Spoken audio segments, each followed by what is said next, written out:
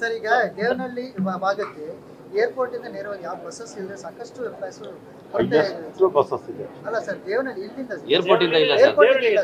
ದೇವನಹಳ್ಳಿ ಚಿಕ್ಕಬಳ್ಳಾಪುರ ಭಾಗಕ್ಕೆ ಏರ್ಪೋರ್ಟ್ ಇಂದ ಯಾವುದೇ ಬಸ್ ಇಲ್ಲ. ಬಸ್ ಇದೆ, ಬೇಕಾದ್ರೆ ಕಡಿಮೆ ಇದ್ರೆ ಜಾಸ್ತಿ ಮಾಡಿಸ್ತೀವಿ.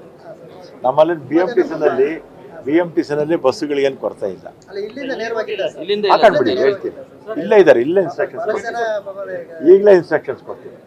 ರೆಡ್ಡಿ ಸರ್, ಕುಮಾರಸ್ವಾಮಿ ಹೇಳ್ತಾರೆ ಕೇಂದ್ರ ಸರ್ಕಾರದಿಂದ ರಾಜ್ಯಕ್ಕೆ 4,500 ಬಸ್ ಕೊಟ್ಟೆ, ಬೇರೆ ಬೇರೆ ಮುಖ್ಯಮಂತ್ರಿಗಳು ಸಾರಿಗೆ ಸಚಿವರು ಬಂದು ರಾಜ್ಯದ ಪರವಾಗಿ ಇದು ಮಾಡಿದ್ರು, ನಮ್ಮ ರಾಜ್ಯದ ಸಾರಿಗೆ ಸಚಿವರೆಲ್ಲ CM ಬರಲಿಲ್ಲ, ಅದು ನಮ್ಮ ದೌರ್ಭಾಗ್ಯ ಅಂತ ಹೇಳ್ತಾರೆ. ಅಲ್ಲಪ್ಪ, ನಾನೇ ಹೋಗಿ ದೆಹಲಿನಲ್ಲಿ ಅವ್ರ ಕಚೇರಿನಲ್ಲಿ ಅವ್ರನ್ನೇ ಭೇಟಿ ಮಾಡಿ ಬಂದಿದ್ದೀನಿ. ನಾನು ಆ ರೀತಿಯಾಗಿ ಹೇಳೋದಕ್ಕೆ ಸಾಧ್ಯ ಇಲ್ಲ. ನಾನೇ ಹೋಗಿದ್ನಲ್ಲ, ನೀವು ಅದನ್ನೆಲ್ಲ ಟಿ ವಿಗಳಲ್ಲಿ ಪ್ರಿಂಟ್ ಮೀಡಿಯಾದಲ್ಲಿ ನೀವೇ ಹಾಕಿದ್ರಿ. ಆಮೇಲೆ ಕೇಂದ್ರ ಸರ್ಕಾರ ಬಸ್ ಕೊಟ್ಟಿದೆ, ನೇರವಾಗಿ ನಮಗೆ ಕೊಡೋದಿಲ್ಲ. ಅವರು ಮ್ಯಾನುಫ್ಯಾಕ್ಚರರ್ಸ್ ಇರ್ತಾರಲ್ಲ, ಅವರು ಕೊಡ್ತಾರೆ. ಅವ್ರ ಹತ್ರ ನಾವು ಬಾಡಿಗೆಗೆ ಅಷ್ಟೇ ತಗೊಳ್ಳೋದು. ನಮಗೇನು ಅವರು ಕೇಂದ್ರ ಸರ್ಕಾರ ದೇಶದಲ್ಲಿ ಯಾವುದೇ ಸಂಸ್ಥೆಗೆ ಬರೋದೇ ನೇರವಾಗಿ ಕೊಡೋದಿಲ್ಲ ಬಸ್ಸು.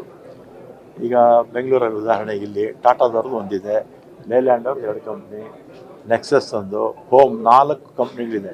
ಆ 4 ಕಂಪ್ನಿಗೆ ಬಸ್ ಕೊಟ್ಟಿದ್ದಾರೆ, 1,700 ಬಸ್ಸು. ಅವ್ರಿಗೆ ಸಬ್ಸಿಡಿ, ಬಸ್ ಓನರ್ ಅವರೇ, ಡ್ರೈವರ್ ಅವ್ರದ್ದೇ, ಕಂಡಕ್ಟರ್ ಮಾತ್ರ ನಮ್ಮದು. ನಾವು ಬಾಡಿಗೆ ಕೊಡ್ತೀವಿ ಅಷ್ಟೇ. ನಮಗೆ ಬಾಡಿಗೆ ಕೊಟ್ಟಿದ್ದಾರಪ್ಪ. ಓಕೆ.